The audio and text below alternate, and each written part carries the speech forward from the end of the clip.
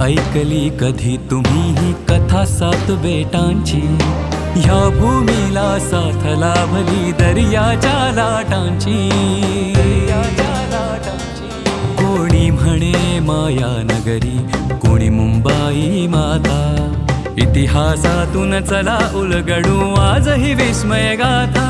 ही कहाणी अज्ञात मुंबईची. श्रोतेहो नमस्कार. प्रसारित करत आहोत अज्ञात मुंबई या कार्यक्रमाचा आजचा भाग. लेखक नितीन साळुंखे, वाचक नितीन वाघ आणि अश्विनी बोरसे पवार, संकल्पना शैलेश माळोदे आणि सादरकर्त्या ज्योत्स्ना केतकर. अज्ञात मुंबई. आज आपण ऐकणार आहोत गेटवे ऑफ इंडियाच्या निर्मितीच्या कहाणीचा पहिला भाग. मुंबईच्या सुप्रसिद्ध ताजमहाल हॉटेलच्या समोर उभी असलेली गेटवे ऑफ इंडियाची वास्तू माहीत नाही अशी व्यक्ती सापडणं दुर्मिळच.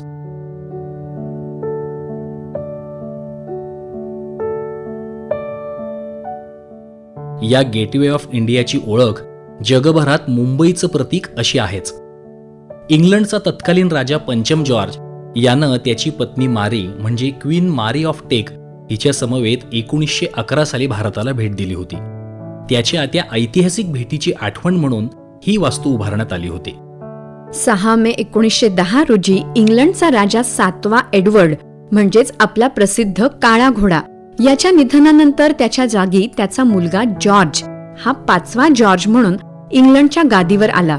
22 जून 1911 रोजी त्याचा राज्याभिषेक समारंभ इंग्लंडमध्ये साजरा झाला.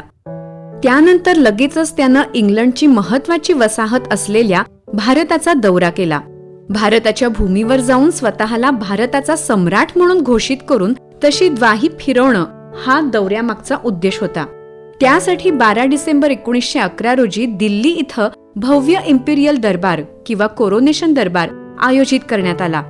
या दरबारात भारतातले सगळे संस्थानिक राजे, राण्या आणि नवाब बेगम उपस्थित राहणार होते.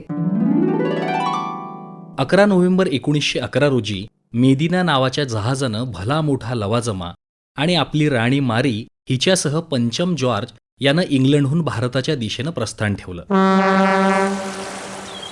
आणि 2 डिसेंबर 1911 रोजी भारताच्या भूमीवर मुंबईतल्या अपोलो बंदरात पहिलं पाऊल ठेवलं. इंग्लंडचा राजा आणि भारताचा अघोषित सम्राट पंचम जॉर्ज याच्या स्वागतासाठी अपोलो बंदरावर अभूतपूर्व तयारी करण्यात आली होती. सरकारी आर्किटेक्ट जॉर्ज विटेट यांच्या कल्पनेतून जन्मलेला पांढरा कॅनव्हास आणि प्लास्टर ऑफ पॅरिसच्या सहाय्यानं तयार केलेला तात्पुरता पांढरा शुभ्र शामियाना उभारण्यात आला होता. हा शामियाना तात्पुरता असला तरी त्याच्याकडे पाहताना तो कायमस्वरूपी उभारलाय की काय असाच भास होत होता. अगदी आग्र्याच्या ताजमहालची कॉपी होती ती. शामियान्याच्या समोर म्हणजेच आता ताजमहाल टॉवर हॉटेल जिथं उभं आहे त्या ठिकाणी निमंत्रितांना बसण्यासाठी भव्य अॅम्फिथिएटर उभारण्यात आलं होतं. अपोलो बंदरावर सर्वत्र लाल रंगाचा गालिचा अंथरण्यात आला होता. बोटीच्या धक्क्यापासून शामियान्यात येण्याच्या राजमार्गावर शोभिवंत खांब उभे करून त्यांच्या डोक्यावर विविध पुतळे बसवण्यात आले होते. केवळ राजाच्या स्वागतापुरती उभारलेली ही वास्तू राजेशाही महालापेक्षा जराही कमी नव्हती. त्रिखंडावर राज्य करणारा तो राजा त्याचं स्वागत त्याच्या इतमामाला साजेसं व्हायला हवं होतं. राजाचं स्वागत करण्यासाठी ब्रिटिश भारताचे व्हाईसराय म्हणजेच गव्हर्नर जनरल लॉर्ड हार्डिंग्ज, मुंबई प्रांताचे गव्हर्नर लॉर्ड सिडनेहॅम, मुंबई महानगरपालिकेचे कमिशनर, मेयर, इतर बडे मुलकी आणि लष्करी अधिकारी कडक गणवेशात जातीनं हजर होते. त्याचप्रमाणे भारतातल्या विविध प्रांतांचे संस्थानिक राजे, सुलतान, बेगम, दिवाण असे सगळे जण ठरल्याप्रमाणे राजा राणीच्या स्वागताला अपोलो बंदरावर उपस्थित होते. या भेटीचं महत्त्व हे की भारताला भेट देणारा तो इंग्लंडचा पहिलाच राजा होता. पंचम जॉर्ज यानं यापूर्वी 1905-1906 मध्ये प्रिन्स ऑफ वेल्स म्हणजेच ब्रिटिश साम्राज्याचा युवराज आणि भावी सम्राट या नात्यानं पत्नीसह मुंबईला भेट दिली होती. साम्राज्याचा वारसदार म्हणून आणि नंतर सम्राट म्हणून अशा 2 वेळा भारतातल्या ब्रिटिश वसाहतीला भेट देणारा तो ब्रिटनचा पहिलाच राजा होता. हा अभूतपूर्व योगायोग साधलेल्या किंग पंचम जॉर्ज आणि क्वीन मारीचं स्वागत त्याच अभूतपूर्व पद्धतीनं होणं स्वाभाविकच होतं.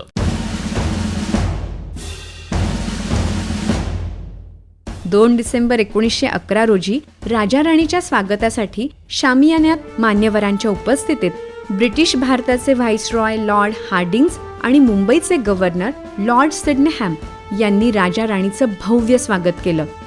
मुंबईत 2 दिवस मुक्काम करून पंचम जॉर्ज आणि राणी रेल्वेनं दिल्लीला गेले.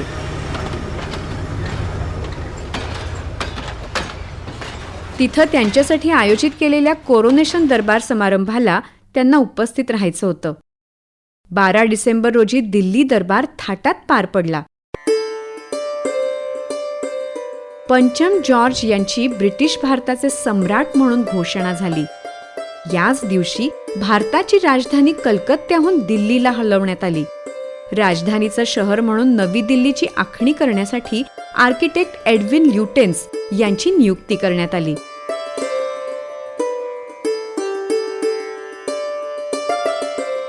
दिल्ली दरबार पार पडल्यानंतर पंचम जॉर्ज मायदेशी इंग्लंडला परत जाण्यासाठी पुन्हा मुंबईत आले. 10 जानेवारी 1912 रोजी त्यांना निरोप देण्याचा समारंभ झाला. यावेळी पुन्हा व्हाईसरॉय हार्डिंग्ज आणि मुंबई प्रांताचे गव्हर्नर सिडनेहॅम उपस्थित होते. अपोलो बंदरात नांगरून ठेवलेल्या मेदिना जहाजावर परतीच्या प्रवासासाठी पंचम जॉर्ज यांनी पाऊल ठेवलं. त्यापूर्वी त्यांच्या ऐतिहासिक भारत भेटीची आठवण म्हणून अपोलो बंदरावर उभारलेल्या तात्पुरत्या शामियान्याच्या ठिकाणी एक कायमस्वरूपी भव्य इमारत उभारण्यात यावी अशी इच्छा त्यांनी गव्हर्नर सिडनेहॅम यांच्याकडे व्यक्त केली. केवळ आपल्या भेटीची आठवण म्हणून नव्हे तर भारतात प्रवेश करणारा मार्ग मुंबईतून जातो. जगभरात मुंबईची ओळख भारताचं प्रवेशद्वार म्हणूनच आहे. मुंबईच्या या ओळखीचं एक स्थायी प्रतीक असायला हवं आणि त्यासाठी अपोलो बंदरावर स्वागतासाठी उभारलेल्या शामियान्याच्या धर्तीवर गेटवे ऑफ इंडियाची कायमस्वरूपी वास्तू उभारण्यात यावी. ही वास्तू ब्रिटिश साम्राज्यातल्या मुकुटमणी ज्वेल ऑफ द क्राऊन अशा भारतासारख्या मोठ्या प्रदेशाला शोभेल एवढी भव्य आणि दिमाखदार असावी अशी ही इच्छा व्यक्त करून ते इंग्लंडला जाण्यासाठी जहाजावर चढले आणि गेटवे ऑफ इंडियाच्या उभारणीचं बीज पडलं.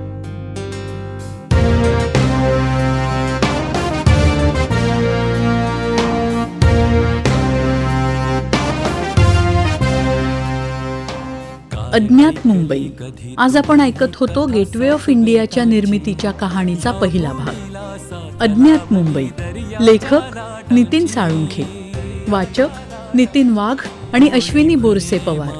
शीर्षक गीत समीर सामंत. शीर्षक गीताचं संगीत सुखदा दापके. गायक मंदार पिलवलकर. ध्वनी प्रभाव परीक्षित भातखंडे. निर्मिती सहाय्य आशिष शेडगे आणि क्षितिजा सहकारी. संकल्पना शैलेश माळोदे आणि सादरकर्त्या ज्योत्स्ना केतकर.